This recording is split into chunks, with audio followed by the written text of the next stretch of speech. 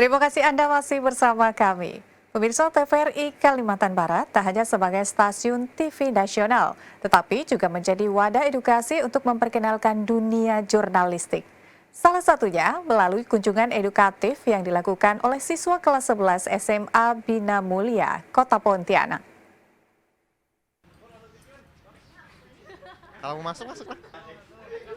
TVRI Kalimantan Barat juga berperan sebagai sarana edukatif yang membuka wawasan generasi muda terhadap dunia jurnalistik. Melalui kunjungan edukatif ini, TVRI Kalbar tidak hanya menyajikan informasi untuk masyarakat, tetapi juga menjadi ruang belajar yang nyata untuk siswa. Dari kunjungan ini, siswa dapat melihat secara langsung bagaimana proses pembuatan berita, menyusun teks berita yang baik, hingga bagaimana berita tersebut diproduksi dan disiarkan kepada masyarakat. Seorang guru bahasa Indonesia, Nani Kumalasari, mengatakan, ini kali pertama SMA Bina Mulia melakukan kunjungan ke TVRI Kalimantan Barat. Kunjungan ini merupakan bagian dari proses pembelajaran penulisan naskah berita dalam kurikulum sekolah di kelas 11. Salah satu siswa, Gwen Stefani Theofian, mengatakan bahwa sebagai generasi muda, TVRI menjadi tempat yang tepat untuk mengetahui dan mengenal lebih jauh berita-berita terkini di Indonesia.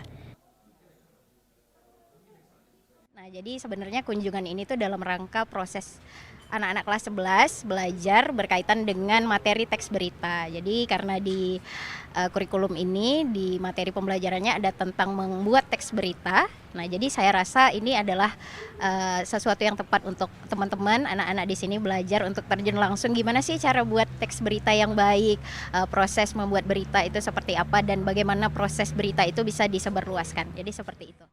Ini kunjungan belajar sekaligus untuk mendapatkan informasi lebih lanjut, karena kebetulan ada tugas bahasa Indonesia untuk mengenal lebih lanjut tentang bagaimana berita itu diproduksi, bagaimana cara kerjanya. Saya melihatnya TVRI ini sebagai kita generasi muda supaya dapat informasi lebih lanjut tentang hal-hal yang ada di negara ini. Jadi kita bisa mengenal lebih jauh dan tahu berita-berita terkini.